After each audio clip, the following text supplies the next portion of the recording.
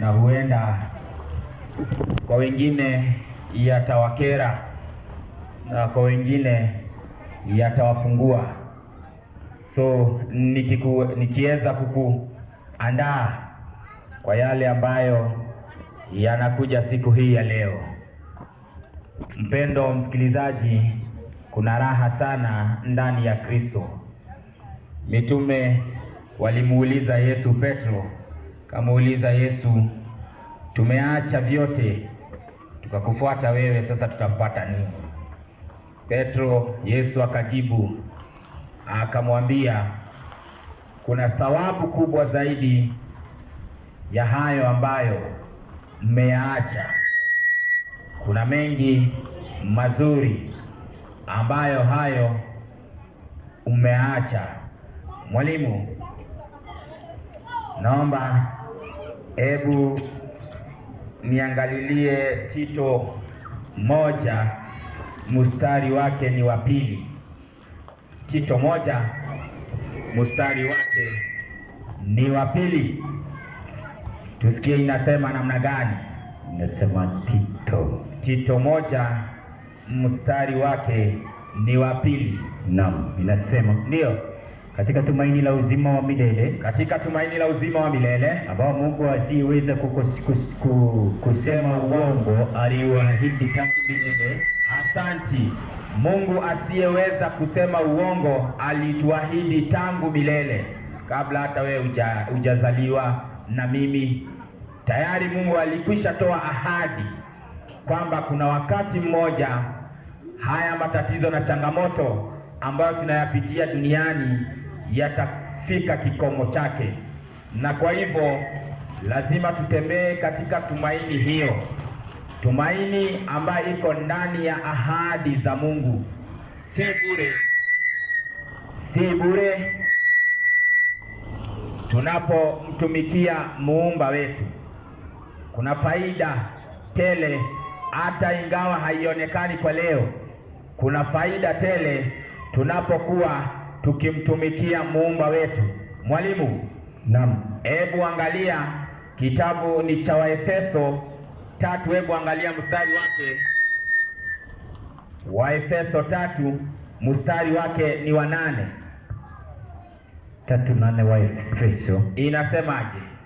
Waefeso 3. Waefeso 3 mstari wake ni wa 8. Naam, inasema ndio, mimi niliye mdogo, ati mimi niliye mdogo kuliko yeye aliye mdogo wa watakatifu. Huyu ni Paulo ananena, wa watakatifu wote. Endelea. Nalipewa neema hii ya kuwahubiri mataifa utajiri wake usiopimika, ili kuwahubiria mataifa utajiri wa Mungu usiopimika. Sasa wewe unakosa usingizi wa shilingi 1000, na Mungu utajiri wake ambaye ameahidi watu wake hakuna kipimo cha duniani inaweza ipimia. Hakuna jambo, hata madini yenye thamani zaidi kama dhahabu huwezi kuilinganisha na utajiri ambayo Mungu ameahidi watu wake. Endelea. 9. Kisha na kuwaangaza watu wote wajue habari za madaraka ya siri hiyo. Endelea. ambayo tangu zamani zote ilisitirika katika Mungu. Huyu ni Kristo Yesu ambaye Paulo anasema alisitirika katika Mungu. Sasa hivi anafunuliwa katika mataifa yote, ambaye ndani yake utajiri wote wa uungu umejaa ndani yake. Asante mwalimu. Na hivyo siku ya leo ni raha sana kuwa ndani ya Mungu. Mwalimu, Zaburi 16 mstari wake ni wa 11. Sikia Daudi vile anavyosema. Zaburi 16 mstari wake ni wa 11. Utanijulisha njia ya uzima, ukanijulisha njia ya uzima, mbele za uso wako mbele za uso wako. Ati mbele za uso wa Mungu ziko furaha tele, kuna furaha tele, na katika mkono wako wa kuume mna mema ya milele. Asanti. Mbele za uso wa Mungu kuna furaha tele, na katika mkono wa Mungu kuna neema tele. Nashangaa watu wanauana kwa mali ya dunia. Laiti tungetia bidii kutafuta ufalme, jinsi ambavyo tunatafuta mali ya dunia, hakika hii dunia ingekuwa ni paradiso. Lakini kwa sababu wanadamu tuko obsessed zaidi na shughuli ya hapa duniani, hata wacha tuombe ili tuanze mkutano wetu rasmi. Tuombe. Mfalme Baba utupendaye, Muumba wetu, ni asanti kwa jioni njema. Jina lako litukuzwe, Baba yetu wa milele. Jina lako lihimidiwe milele na milele. Imekupendeza tena siku nyingine tuweze kufika katika kikao hiki. Imekupendeza tena tuweze kusimama hapa tukitangaza utukufu wako. Mfalme wa amani, tunapolianza mkutano wetu jioni ya leo, tunaomba uwepo wako na malaika wako wenye nguvu wazidi kutawala kikao hiki. Mfalme wa ajabu, nitumie tu kama chombo, wasikilizaji na watie mkononi mwako. Baba wa milele, kuwa nasi tunapozidi na kuendelea, na ni katika Kristo tumeomba na kuamini. Amina. Amina. Haya, sasa ndio nilikuwa nakwambia kuna furaha na faida tele ndani ya Mungu. Kuna thawabu ambayo haiwezi pimika. Waacha hivyo bidii ambayo tuko nayo kutafuta, hata wengi tuko radhi kutoa uhai ya wenzetu kwa sababu ya vitu vya hapa duniani. Wanadamu wamekuwa wakatili na waongo, wamekuwa zaidi ya wanyama. Hata wanyama wako na angalau utu kidogo, lakini wanadamu kwa bidii na tamaa ya mali ya hapa duniani wamekosa utu kabisa. Ndugu anaua ndugu yake, mama anaua mama yake, saa hii mtoto anaua mzazi wake. Sasa hivi ukiangalia news kubwa ambazo, habari kubwa ambazo zinatangazwa ni habari za kusikitisha, vile ambavyo wanadamu wamegeukiana, mataifa yamegeuka dhidi ya mataifa yale mengine. Ikiwa hiyo bidii na nguvu hiyo tungeiweka katika kumtafuta Mungu, hakika hii dunia ingekuwa ni paradiso. Ubinafsi ungeisha ndani ya mioyo ya wanadamu na upendo ungetawala. Kristo anaitwa mfalme wa amani. Kama tungekuwa na bidii ya kumtafuta Kristo, hakika amani ingetulia katika ulimwengu wetu wa leo. Hata huku makanisani kila mtu anaenda na shughuli zake. Wacha nikwambie, si kila mtu ambaye unamuona akiingia kanisani ameingia kutafuta utakatifu, ameenda kumtafuta Mungu. Wengi wameenda kwa shughuli zao wenyewe. Mfano mmoja, mwalimu wangu, na Mathayo 12 soma mstari wake ni wa 38. Mfano mmoja ya kikundi kikubwa ambayo wanakimbia makanisani siku hii ya leo wakitafuta kanisani. Mathayo 12 mstari wake ni wa 38. 12:38. Naam. Hapo baadhi ya waandishi na Mafarisayo wakamjibu baadhi ya waandishi na Mafarisayo wakamjibu Yesu wakasema, Mwalimu, ndiyo, twataka kuona ishara kwako. Twataka kuona ishara kwako. Hii ni kikundi ambaye imebeba watu wengi sana duniani. Watu wako makanisani kukibishana na ishara. Njoo utendewe, njoo uone muujiza wako. Hata leo wenzetu the repentance and holiness, na shangaa hata ni nini inatumiwa hii, na wamekataa amri za Mungu. The repentance, the warriors waone kuna mikokoteni, njooni mfanyiwe miujiza, njooni nyinyi mliolemewa. Sasa na shangaa mtu ni mgonjwa kwa kitandani na unataka umpeleke Nakuru. Yesu mwenyewe alitembelea wagonjwa, akapata wagonjwa kwenye wako. Mathayo 4 anza mstari wake na 22. Huyu ni Yesu mwenyewe ambaye ni nabii asiyelinganishwa na nabii wengine. Alikuwa anaenda anakuta wagonjwa penye wagonjwa wako, lakini leo ni mabano na vibao eti kuja kwa Lord's Table. Wanaitaje kule Mavueni Mombasa, mabano inawekwa juu. Wapi Yesu aliweka mabano akitangaza watu wakuje kwake? Yesu alikuwa anaenda akipata watu penye wako. Kama wewe ni mkweli, tembea mahospitali, amusha watu huko, tutakutambua kwamba wewe ni nabii wa kweli. Sikia Yesu, Mathayo 4 anza mstari wake ni wa 22. Inasema namna gani? 22 Mathayo 4. Inasemaje? Inasema mara Mathayo 4:22. Ndio. Mara wakakiacha chombo na baba yao. 23. Naam. Naye alikuwa akizunguka katika Galilaya yote. Huyu ni Yesu, alikuwa akizunguka katika Galilaya yote, akifundisha katika masinagogi yao, akifundisha katika makanisa ya wakati kule, masinagogi yao, na kuihubiri habari njema ya ufalme, akihubiri habari njema ya ufalme, na kuponya ugonjwa na udhaifu wa kila namna katika watu, na akiponya ugonjwa na udhaifu wa kila namna katika watu. Huyu ni Yesu. Wewe unatutisha hapa na maadvert. Hiyo ni biashara. Ile business ambayo nilisoma, biashara ndio huwa inatangazwa. Ufalme wa Mungu, Yesu anakuta watu wanakimbia, wanarudikana huko wakitafuta muujiza. Unakimbia kwa nabii. Biblia inatushauri tunapokuwa na jambo, tukimbie kwenye kiti cha enzi, tupeleke mahitaji yetu mbele ya kiti cha enzi. Usipelekee mwanadamu kama wewe, hana msaada. Hiyo ni Waibrania 4:16. Soma hiyo.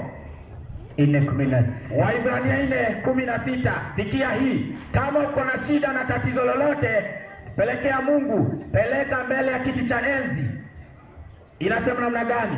Inasema, naam, basi na tukikaribie kiti cha neema, kwa ujasiri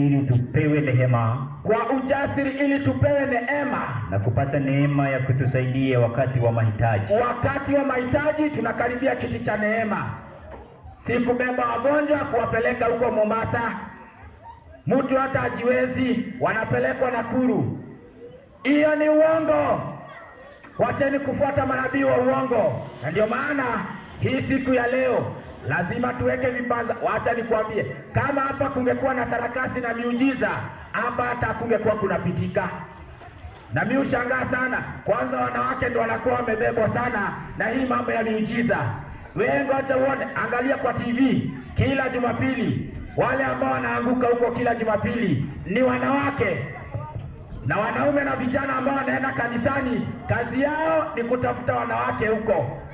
Kwa nini? Kwa sababu mahali ambapo hakuna uwepo wa Mungu, uchafu unazidi. Si uangalia hata Jumapili uone vile watu wanavaa wakienda makanisani. Saa hii mwalimu, waziri akikuja hapa akiwa uchi, si kila mtu atashangaa sana. Lakini siku ya leo wazimu ambao wako advanced ndio wako kwenye makanisa. Wacha nikuambie, ndani ya Biblia watu ambao walikuwa wanatembea uchi ni watu ambao walikuwa wamepagawa na mapepo. Watu ambao walikuwa mawazimu ndio walikuwa wanatembea uchi. Ngoja Jumapili uone watu na tuminista na malonyi tutight huku wako kanisani wakiimba praise and worship. Uongo. Mungu akubali ibada kama hizo. Soma Marko 5 anza mstari wake ni wa kwanza. Uone ndani ya Biblia watu ambao walikuwa wanapagawa na mapepo, hao ndio walikuwa wanatembea uchi. Alafu unatutisha huku na mapaja nje. Uko mteja, mapepo yamekujaa. Na wewe kijana ambaye unapenda na Mungu, unaona ati mtu anameremeta, unamezea mate. Hatari, kimbia toka huko. Hiyo ni mapepo imejaa ndani. Hakuna mtu ambaye anatawaliwa na Roho wa Mungu atatembea uchi. Soma hiyo usikie kisanga hapa. Marko 5 anza mstari wake ni wa kwanza. Sikia hii maneno. 5:1 inasema namna gani? Wakafika ng'ambo ya bahari. Ati wakafika ng'ambo ya bahari mpaka nchi ya Wagerasi. Na alipokwisha kushuka chomboni akaona nini? Mara alikutana na mtu ambaye ametoka makaburini mwenye pepo mchafu. Akakutana na mtu ametoka makaburini mwenye mapepo machafu. Alikuwa anaishi kwenye makaburi. Endelea. Makao yake yalikuwa pale makaburini. Kwa sababu alikuwa na mapepo, makao yake alikuwa pale makaburini. Teremuka. Wala hakuna mtu yeyote aliyeweza kumfungua. Hakuna mtu yeyote ambaye aliweza kumfungua. Endelea. Tena hata kwa mnyororo. Alikuwa na nguvu kiasi cha ajabu. Ruka hapo. Mstari wangapi? Mstari wa 3. Ruka 5. 5 inasema. Naam. Na siku zote usiku na mchana alikuwako makaburini na milimani. Siku zote usiku na mchana alikuwako pale makaburini milimani, akipiga kelele na kujikatakata kwa mawe. Endelea. Na alipomwona Yesu kwa mbali, alipiga mbio akamsujudia. Alipiga mbio akaenda akasujudia Yesu. Akapiga kelele kwa sauti kuu akasema, nina nini nawe Yesu mwana wa Mungu aliye juu? Endelea. Na kuapisa kwa Mungu usinitese. Endelea. Ili mapepo yananena, si jamaa. Mapepo ambaye alikuwa ndani ya huyu jamaa ndiye alikuwa yananena. Endelea. Kwa sababu amemwambia, ewe pepo mchafu mtoke mtu huyu. Yesu akakemea hiyo pepo, ikamtoka mtu huyo. Sasa teremka, mstari wake ni wa 15. Usikie kisanga. Wewe kijana, ati unaenda kanisani kwa sababu umeona mapaja ya watu ambao wanatembea uchi. Sikia hii, soma hiyo. Wakamwendea Yesu. Wakamwona yule mwenye pepo ameketi amevaa nguo. Yule mtu mwenye pepo wakamuona akishi kama amevaa nini? Amevaa nguo. Teremka, sikia vile Biblia inasema. Na ana akili zake. Kwa hiyo mtu mwenye anatembea uchi ako na akili zake. Ana akili. Ako na pepo ndani yake. Hii makanisa imejaa watu wenye mapepo. Waangalie. Macho lazima apitie kwa fundi wa rangi, ajaze marangi kwa uso. Makucha lazima yake makucha. Ndani ya Biblia yule mtu ambaye alikuwa na makucha ndefu ni Nebukadneza, wakati akili yake ilienda mteja. Nilikwambia tunabadilisha gia, kile ambao ufundishangu huko hapo utaisikia. Na huko makanisani wamejaa wakiahidiwa kujenga magorofa, na wasichana wa Afrika mweusi kama mimi anaahidiwa ataolewa na mzungu. Shida, problems, hatari. Mapepo yamejaa ndani ya makanisa na watu hawajui. Hatari sana. Wewe kijana, kuwa mtulivu, usikuwe na mbwembwe. Kuwa mtulivu ndani ya maandiko. Mwalimu, enda kitabu cha Danieli 4. Teremka, mstari wake ni wa 30 na ngapi? Nebukadneza, uone kisanga cha jamaa ambaye akili yake ilienda mteja. Alilishwa nyasi miaka 7 kwa sababu ya kuwa mkaidi mbele za Mungu. Mungu akaona wewe akili yake kaenda mteja. Baada ya akili yake kwenda mteja, makucha ikamea. Acha uone praise and worship huku Jumapili, makucha tena imepakwa rangi za rainbow. Shida ndani ya majumba ya ibada. Unafikiria injili ikihubiriwa hivi makanisa yatajaa? Watu wanataka kukaa venye. Soma hiyo, ni mstari wa ngapi? Soma hiyo. Danieli 4. Mfalme akanena akasema, mji huu sio Babeli mkubwa niliyoujenga mimi, naam, uwe kao langu la kifalme kwa uwezo wa nguvu zangu. Nataka mahali amemea manywele na makucha hapo chini kidogo. Hapa chini kidogo. Inasema hivi. Naam. Saa hiyo. Hapo safi. Sikia, mtu ambaye alikuwa na alafu nasikia Reverend Natasha. Ni Natasha. Reverend na kwanza hiyo jina haifai kuitwa mwanadamu. Hiyo ni jina ya Mungu. Hakuna mwanadamu ambaye ako na ruhusa na mamlaka ya kuitwa Reverend. Tutasoma uone neno la Mungu vile inavyosema. Hii ni injili ambayo muipendi kusikia. Soma hiyo uone. Jamaa ambaye makucha ilikuwa refu ndani ya Biblia ni mtu ambaye akili ilienda mteja, alikuwa mnyama. Halafu wewe unafuata mtu juu amevaa skin tight. Hati ni mali safi wapi? Hatari, kibia, shida. Ndio maana wanaume huko wanaenda wakiokota makaratasi. Ulikimbia kanisani ukifikiria kwa sababu anapiga praise and worship vizuri, mali ni safi, mapaja umeona, ukafikiria vitu hakuna hiyo ni shida. Mapepo imejaa ndani. Soma. Inasema 33. Inasema namna gani? 33 inasema saa hiyo japo hilo likatiwa Saa hiyo hiyo jambo hilo likatimizwa. Saa hiyo jambo likatimizwa. Unabii wa Mungu. Nebukadneza akafanya nini? Alifukuzwa mbali na wanadamu. Akala majani kama ng'ombe. Mwili wake ulilowa maji kwa umande wa mbingu. Alafu hata nywele zake zikakuwa zaidi. Kawa kama Ngoja simama hapo mwalimu. Jana kuna mrasta hapa alipita akaniambia, akaniuliza kwa nini Mungu aliumba majini? Alienda, alikuwa anataka kuja nijibu hiyo swali. Akamea nywele zake. Wewe ndume ati amarastafari. Kwanza malizia hiyo kwanza. Soma hiyo. Zikawa kama manyoya ya tai. Nebukadneza akamea rasta. Endelea. Na kucha zake zikawa kama kucha za ndege. Huyu ni mtu, akili yake ilikuwa mteja. Alikuwa anakaa na wanyama huko. Halafu unaona mtu amepaka makucha. Halafu nafikiria ati ni mali safi. Hiyo ni problems. Shida. Ndio maana vidume haziwezi naona. Mtu ananunua pikipiki mpya mwaka moja ni scrap. Hatari. Alioa jini iko kwa nyumba. Shida wanaume wanapitia huku. Hatari sana. Watu wa Mungu tujihadhari na hizi roho. Mwalimu wangu, soma waraka wa kwanza wa Yohana, ile mstari wake ni wa kwanza. Usikie mambo. Wewe unafuata mtu tu kibububu. Ati kwa sababu anafanya muujiza. Unaenda kwa kanisa, watu wanakaa venye wanataka. Vijana marasa zimeshuka mpaka huku. Soma hiyo. Waraka wa kwanza wa Yohana, mstari wake ni wa kwanza. 4:1. Basi kwa kuwa Kristo aliteswa katika zamani. Waraka wa kwanza wa Yohana. 4:1. Sawa, samahani. Naam. Inasema 4:1. Wapenzi, msiamini kila roho. Msiamini kila roho. Atijua amekuja hapa ameanza kufanya miujiza. Wewe na watoto wako huko mnaenda mnabeba mapepo kutoka mavueni, mnakuja kuweka kwa nyumba na mnauzia hizo kwanza. Acha tufike katika fundisho la roho. Mnauzia majini kwa mitupa, unakuja tunamwagilia nyumba. Shida. Soma hiyo, malizia. Bali zijaribuni hizo roho. Kwamba zimetokana na Mungu. Kwa sababu manabii wa uongo wengi wametokea duniani.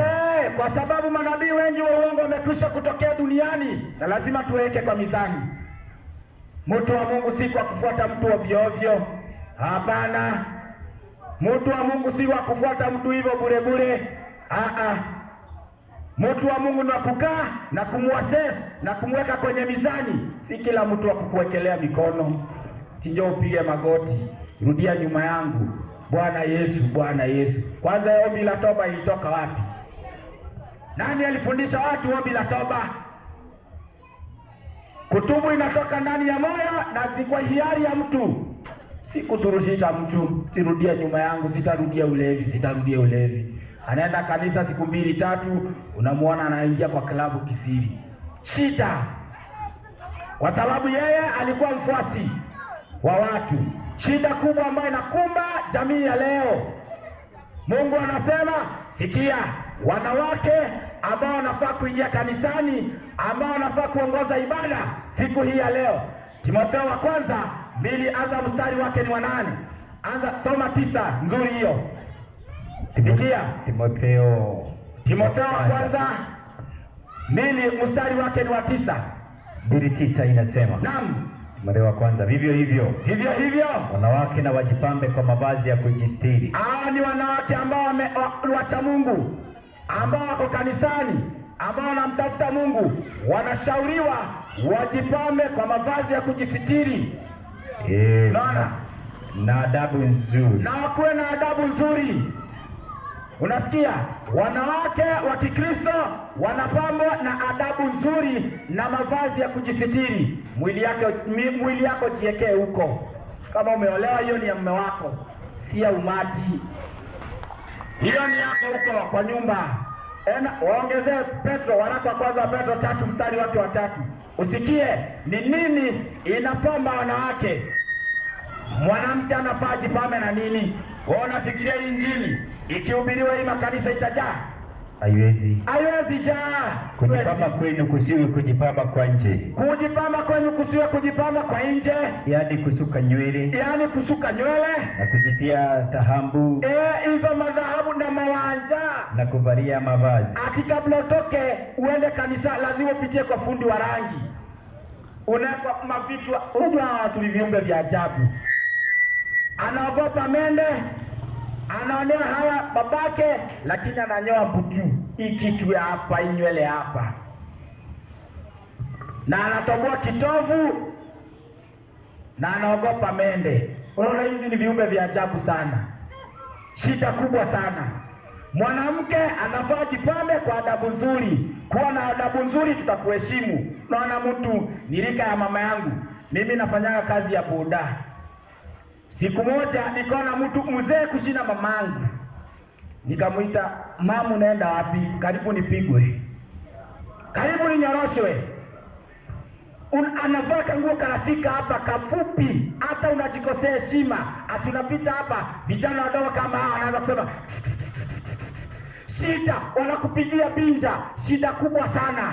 Na Jumapili yako kanisani wakiimba problems, mashida yamejaa, mapepo yamejaa makanisani na watu hawaambiwi. Na kila Jumapili wanafanyiwa deliverance wakianguka. Ati Roho wa Mungu ameshuka. Wacha kwanza nikwambie, hakuna siku Roho wa Mungu akaingia mtu akaanguka.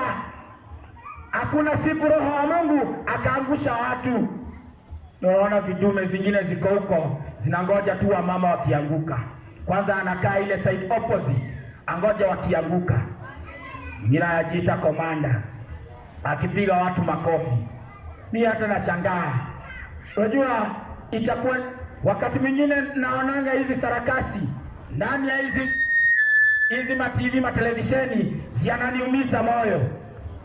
Mama rika mzazi wangu anapigwa makofi kwa kanisa, ameenda kutafuta upako. What is that? Ni wapi tulikosea? Ni kwa kukataa neno la Mungu, kukataa kweli na kukubali kupangwa na wanadamu. Kwa Biblia hakuna siku Roho wa Mungu akaangusha mtu. Roho wa Mungu anapokuingia anakuweka imara. Mwalimu, sikia Roho wa Mungu vile alivyo. Wagalatia 5 mstari wake wa 22. Sikia Roho wa Mungu akikuingia unakuwa mtu wa hali gani? Soma hiyo. 5:22 Wagalatia. Inasema namna gani? 5:22 ndio. Samahani, iko Wagalatia 5:22. Sikia Roho wa Mungu jinsi alivyo. 5:22 inasema. 5:22. Lakini tunda la Roho ni upendo, furaha, amani, uvumilivu. Mtu ambaye amepagawa na Roho wa Mungu anakuwa mtu wa amani na anakuwa mtu wa upendo. Endelea. Utu wema, fadhili, uaminifu. Na alafu nini nyingine? Upole kiasi. Anakuwa mpole. Juu ya mambo hayo. Asanti sana, fika tu hapo. Kule kwetu nyumbani, mimi nimetoka saidi ya Homa Bay. Huko ni watu wanaitwa Lejo Maria. Akiingiwa na hiyo roho yao, hata anaweza ngoa mti. Atagwara ukuta na makucha. Ameingiwa na roho. Roho wa Mungu akitulia ndani yako unakuwa mtu mpole. Biblia inatuambia Musa alikuwa mtu mpole katika generation yao. Hakuna mtu aliyekuwa mpole duniani kama Yesu. Mitume walikuwa watu wapole, hawakuwa na sarakasi. Hii roho ambayo tunaona siku ya leo ni ajabu. Hiyo jana tulipomalizia fundisho kuweka Yesu ni mwana wa Mungu, nikaguza roho. Nikawaambia usome Biblia tangia kitabu cha Mwanzo mpaka Ufunuo, hautapata kiumbe ambacho kinaitwa Mungu Roho. Hakuna kitu kama hiyo ndani ya Biblia. Mungu Roho ni shetani. Na ndio maana imejaza makanisa ya leo na vijisarakasi vya ajabu. Ndani ya Biblia hakuna kitu kinaitwa Mungu Roho. Ndani ya Biblia kuna kitu ambacho kinaitwa Roho wa Mungu, hiyo peke yake. Mwalimu, naam, hebu nisomee kitabu cha Wathesalonike wa kwanza 4 Hebu enda mstari wake ni wa 8. Nisikie kama ndio hiyo. Wathesalonike wa kwanza 4 mstari wake ni wa 8. Sikia kile ambacho iko ndani ya Biblia. It is the Spirit of God. Basi yeye anayekataa, ndio hiyo, hakatai mwanadamu bali Mungu. Yeye anayekataa hakatai mwanadamu bali Mungu, anayewapa ninyi Roho wake Mtakatifu. Anayewapa ninyi Roho wake Mtakatifu. Wale ambao wamesoma, kuna kitu inaitwa pronoun. Jina ambayo inatumika hapo it's a possessive pronoun. The Spirit of God. That Spirit has someone. It belongs to someone. It is the Spirit of God. Period. Huyo mwingine wanaita ati mtu wa tatu, huyo ni shetani. For your information, mbinguni yule mtu ambaye alikuwa nafsi ya tatu ni Lucifer, shetani, na ndiye anaabudiwa leo kwa njia ya kuitwa Mungu Roho. Ndani ya Biblia Mungu ni mmoja Baba, ako na mwanae Yesu Kristo, na Roho Mtakatifu is the Spirit of God and the Spirit of Christ. Sikia, wacha nikupe siri moja. Mwalimu, soma kitabu cha Mwanzo 1 mstari wake ni wa 26. Nilikwambia sasa tunabadilisha gia. Kuanzia saa hii yale ambayo utakuwa unayasikia hapa, maneno ya ajabu utawaisikia huko kwa makanisa yenu. 1:26. Sikia Mungu mwenye anasema. Mungu akasema, na tumfanye mtu kwa mfano wetu. Kwa hivyo mwanadamu, ukiangalia mwanadamu ana represent Mungu katika maumbile. Endelea. Kwa sura yetu.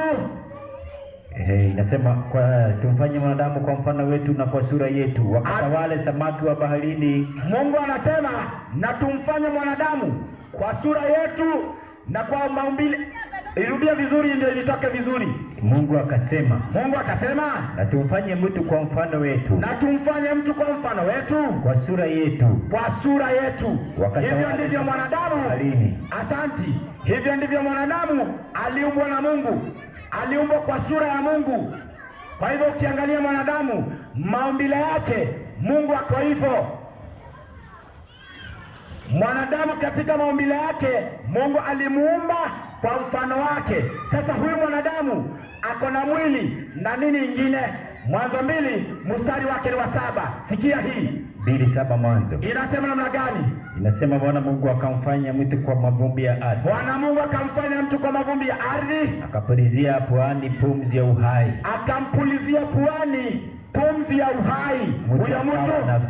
Huyo mtu akawa nafsi hai. Kwa hivyo mwanadamu amejengwa na vitu viwili. Amejengwa na mavumbi na amejengwa na pumzi ya uhai, ambayo tusomee Ayubu 33:4. Usikie, ndani ya mwanadamu kuna kitu ambayo inaitwa roho. Mwanadamu ako na spirit. Man has a spirit in him. Roho ya Mungu imeniumba. Na pumzi ya Mwenyezi hunipa uhai. Kwa hivyo mwanadamu, he has a body and he has a spirit. Same with God. God has a body and he has a spirit. And the Spirit of God ndio tunaita the Holy Spirit. Si kiumbe kingine kando, kama vile theolojia inafunza. Wacha nikudanganya na watu wameenda theolojia. Mimi hakuna shule nimesoma. Mimi nimefundishwa na Roho wa Mungu peke yake. Theolojia inawapoteza makabuti. Nipata mhubiri mwingine akihubiri huko, nikamuuliza maswali 2-3. Akaniambia mimi nimeenda theology. Wewe umesoma theology gani? Nikamwambia mimi theolojia yangu ya kutoka mbinguni, si ya mwanadamu. Man has a spirit in him. Ezekiel 12 mstari wake wa 1.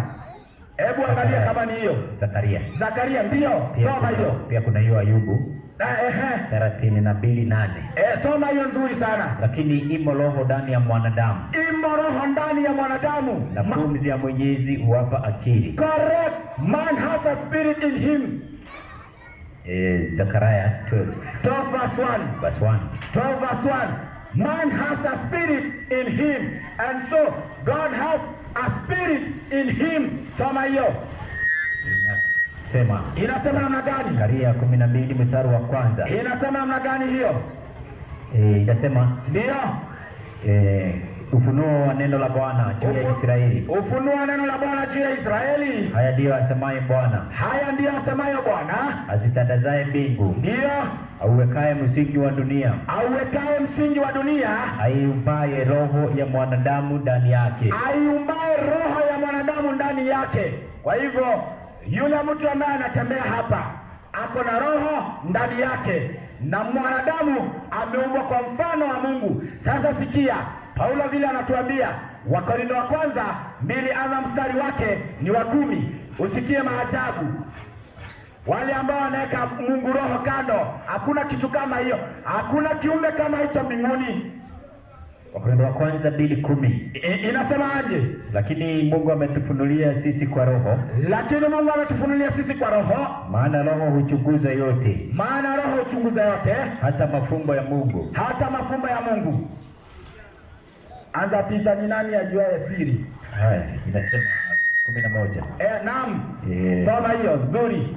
Maana ni nani katika binadamu ajuaye mambo ya binadamu? Ni nani katika binadamu ajuaye mambo ya binadamu ila roho ya binadamu? Simama hapo kidogo. Simama hapo kidogo mwalimu. Siri zako ziko ndani ya roho yako. Wewe ambaye umesimama hapo ukikaa, kama umenyamaza ukiniangalia, sijui kile ambacho unawaza. Ndani ya roho yako ndio maneno yako, ndio siri zako ziko. Kwa hivyo ndani ya roho ya mwanadamu ambaye iko ndani yake ndio siri zake ziko, kwa mujibu wa Biblia. Tuendelee. Haya, inasema namna gani? Vivyo hivyo na mambo ya Mungu hakuna afahamuye ila roho wa Mungu. Na mambo ya Mungu hakuna afahamuye ila roho wa Mungu. Possessive pronoun. Holy Spirit. Watenani na miungu mitatu. Ati Holy Trinity. Nothing like holy. Hiyo ni miungu ya wapagani. Utatu mchafu ndio inaabudiwa huko makanisani, na ndio imeleta sarakasi katika majumba ya ibada. Shida kubwa, problem imejaa katika majumba ya ibada kwa sababu ya kuabudu miungu ya kigeni. Counterfeit religion imekuja ikabatizwa jina ya Ukristo. Lazima tusafishe nyumbani, watu waambiwe ukweli kabla ya hukumu za Mungu kufika. Roho ya Mungu iliyo ndani ya Mungu ndio inajua siri zake. Possessive pronoun. Isaia 63 anza mstari wake ni wa 10 na 11.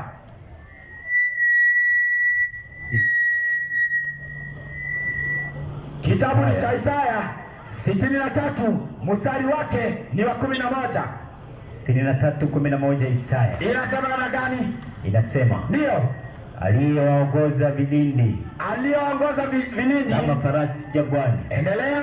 Wasijikwae. Endelea. Kama ng'ombe. 14 63 verse 10. Isaiah 63:10. Sikia, Roho Mtakatifu ni roho wa Mungu. Inasema lakini wakaasi. Wakamuhuzunisha roho yake. The Spirit of God. Kwa hiyo akawageukia. Asanti. Possessive pronoun. Umefika verse 11. Naam. Ndipo alipozikumbuka siku za kale za Musa. Na watu wake akisema, yupo wapi yeye aliyepandisha toka baharini pamoja na wachungaji wa kundi lake? Ndio. Yuko wapi yeye aliyetia katikati yao roho yake takatifu? The Holy Spirit is the Spirit of God. Not a different entity. Si kiumbe kando. Leo fahamu hiyo. Holy Spirit is simple. The Spirit of God and the Spirit of Christ. Mwalimu. Naam. Ena kitabu cha Warumi 9 mstari wake wa 8. Sikia hii. 9:8 Warumi. Warumi 9:8. Inasemaje? Warumi 9 mstari wake wa 8. Inasemaje? Naam, niko hapa. Inasema ndio. si watoto wa mwili walio watoto wa Mungu, Endelea. bali watoto wa ile ahadi wahesabiwa kuwa wazao. Bali watoto wa ile ahadi wahesabiwa kuwa wazao. 9. Hiyo ni 9:8. 9:8, soma. 8:9. 8:9. Angalia hiyo 8:9. Naam, ndio hiyo 8:9. Inasema, naam, nzuri. Inasema aje? Lakini ikiwa roho wa Mungu anakaa ndani yenu. Lakini ikiwa roho wa Mungu anakaa ndani yenu, ninyi hamfuati mwili. Ninyi hamfuati mwili, bali mwaifuata roho. Bali mwaifuata roho. Lakini mtu awaye yote asipokuwa na roho wa Kristo. Lakini mtu awaye yote asipokuwa na roho wa Kristo, huyo si wake. Huyo si wake. The Holy Spirit is the Spirit of God and the Spirit of Christ. Yohana 3 anza mstari wake 33. Kwa nini? The Holy Spirit is the Spirit of God and the Spirit of Christ. Soma hiyo tupe jibu. 3 Yohana 3 mstari wake 33. 3:33. Inasema namna gani? Inasema Yohana, kwa kuwa yeye aliyetumwa na Mungu. Kwa kuwa yeye aliyetumwa na Mungu, yani Kristo, huyu ni Yesu anazungumza. Yeye aliyeukubali ushuhuda wake. Yeye aliyekubali ushuhuda wake ametia muhuri ya kwamba Mungu ni kweli. Endelea. Kwa kuwa yeye aliyetumwa na Mungu. Kwa kuwa yeye aliyetumwa na Mungu hayaneni maneno ya Mungu, huyanena maneno ya Mungu. Huyanena maneno ya Mungu, kwa sababu hamtoi roho kwa kipimo. Kwa sababu hamtoi roho kwa kipimo. Kwa kipimo. Yani Baba anampa mwanawe roho bila kipimo, without measure. So the Spirit in Christ, it is the Spirit of the Father. Yes. Simple. And we partake the Spirit of the Father through Christ. Simple as that. Wale ambao wanaabudu Trinity, hiyo ni uongo. Wacheni na ibada ya Trinity. Utatu ni ibada ya uongo, na ndio maana iko na sarakasi na counterfeit mingi sana. Mungu anawaita watu wa Mungu, muingie katika ibada ya kweli, muingie katika ibada ya Mungu. Mwalimu, soma Waefeso 4 mstari wa 30. Hii nzuri sana. Waefeso 4 mstari wake wa 30. 4:30. Ndio. Inasema namna gani? Wala msimhuzunishe Roho Mtakatifu wa Mungu. Wala msimhuzunishe Roho Mtakatifu wa Mungu, ambaye kwa yeye mlitiwa muhuri hata siku ya ukombozi. Asante. Msimhuzunishe Roho Mtakatifu wa nani? Wa Mungu. Wa Mungu. Possessive pronoun. Simple language. Imeshinda watu kusoma. Ndio Murumi amekuja akawatengenezea miungu 3. Ndio ukienda ndani ya makanisa utaona lebo ya Triketra. Wale ambao mko na masimu, angalia hii Triketra, a symbol of 3 gods, the Trinity God. Ndio inaabudiwa ndani ya maibada huku. Shida katika majumba ya ibada ndio yamejaa sarakasi. Wacha kesho kwa sababu ya muda. Kesho tunaendelea na hii fundisho ya roho, uone sarakasi ambayo yako ndani ya makanisa. Hiyo kuanguka na kupiga watu makofi, nitawatoleeni siri. Inatoka kwa miungu gani? Uone mapepo jinsi ambavyo yanafanya kazi katika majumba ya ibada, na utaona kupitia Mungu Roho shetani anapata ibada.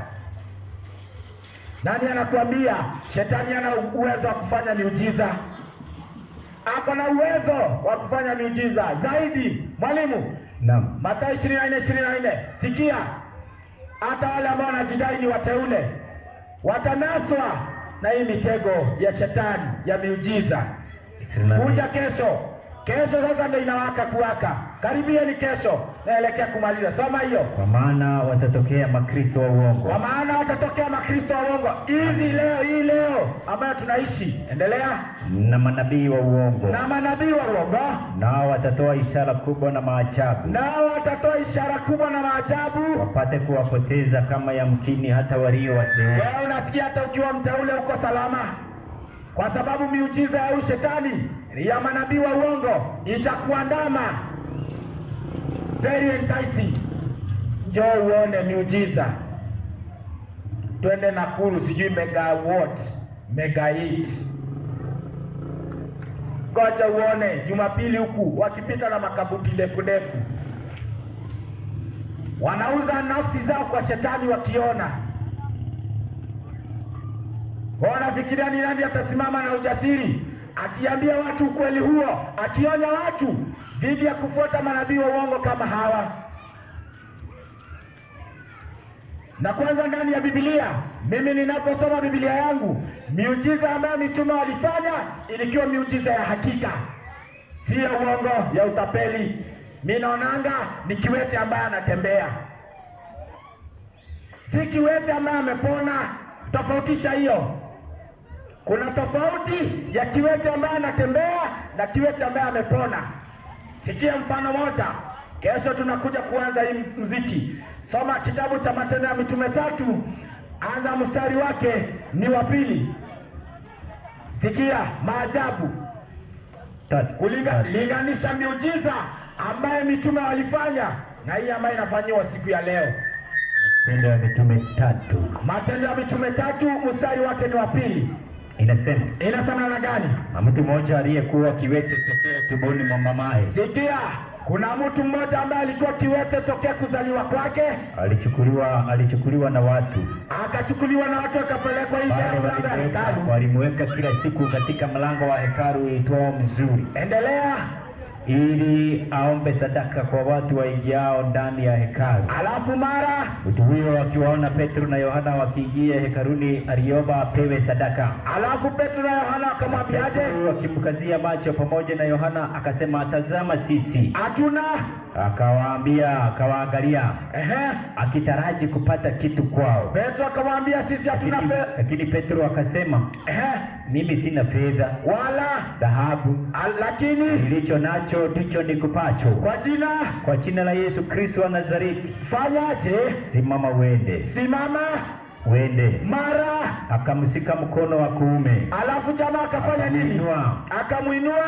Nyayo zake na viungo vya miguu yake vikatiwa nguvu. Akaondoka upesi. Akasimama imara. Akaanza kwenda. Akaingia ndani ya hekalu pamoja nao, akishangilia, akienda akirukaruka. Asante, fika hapo na kumsifu. Wacha nikwambie, muujiza wa Mungu huwezi jua kama alikuwa kiwete. Mungu akifanya muujiza wake kwa kiwete, hawezi tambua mtu ashawahi kuwa kiwete. Angalia kwa TV zile miujiza ambazo mnadanganywa nazo. Ni kiwete ambaye anatembea, si kiwete ambaye amepona. Kesho tunakuja kuanza hapo. Hii ni ukweli mchungu ambao watu wapendi kusikia. Lazima tuwaambie kwa sababu tunawapenda. Upendo ambao nimeuona ndani ya Yesu ndio huu upendo ambao nawaletea. Ya mwisho kabisa mwalimu, kwa sababu ya muda, sikia huu upendo ambaye nimekuja kuwatangazia siku hii ya leo. Soma kitabu cha Warumi 5 mstari wake wa 8. 5:8 Warumi. Inasema namna gani? Kitabu cha Warumi 5. Kitabu cha Warumi 5 mstari wake wa 8. Inasema. Ndio. 5:8. Bali Mungu alionyesha pendo lake. Ati Mungu alidhihirisha upendo wake. Bali Mungu alionyesha pendo lake yeye mwenyewe kwetu sisi. Endelea. Kwa kuwa Kristo alikufa kwa ajili yetu. Hata ingawa tulipokuwa tungali wenye dhambi. Hata tukiwa wenye dhambi, Kristo alitukufia sisi. Leo hii hakuna mtu ambaye anatakana kuwa associated na mtu mwovu. Hakuna hata mmoja. Wacha hiyo siku, hata mwizi na mwizi mwenzake, wacha ashikwe, utasikia kimkana. Hakuna. Lakini Yesu kwa sababu ya upendo mkuu akakuja akatoa maisha yake kwa sababu yako. Akutoe katika hiyo maisha ya wenye dhambi, akuingisha katika maisha ya utukufu wake. Kesho Mungu akitujalia tutaendelea hapo. Kesho kujeni mapema tuweze kuangalia sarakasi ya huyu mtu ambaye anaitwa Mungu Roho, na nitawatoleeni siri ya hizi miujiza ambazo mnaziona ndani ya makanisa, na nitawatoleeni siri hii kunena ya ndimi ambayo mnaziona ndani ya makanisa. Karibuni sana siku ya kesho. Wacha tuombe ili tumkaribishe mwalimu wa kipindi cha pili. Baba mwema, ni asanti kwa kipindi ambacho tumekuwa nacho. Jina lako litukuzwe, mfalme wa amani. Ni asanti kwa ukweli ambao umezidi na kutufunulia. Wasikilizaji, ni asanti kwa kuwa umezidi na kuandaa mbegu hiyo, mfalme wa ajabu. Tunakuomba na tunakusihi usiache ipotelee bure. Inyunyizie mvua ya Roho yako takatifu ili imee. Hakika tutakapoona matunda ya kazi ambayo tumeifanya, tutalishukuru na kulihimidi jina lako. Mfalme wa ajabu, tusamehe dhambi na makosa ile ambayo tumeitenda kwa njia ya mawazo, kunena, hata kwa vitendo. Mfalme, tusamehe. Baba mwema, hata mwalimu ambaye anajiandaa kuingia, na mkabidhi mkononi mwako. Nena ndani yake, mchome na kaa lako katika hekalu lako, ili asinene yake. Tumeomba hayo katika Kristo na tukiamini, amina. Asanteni sana.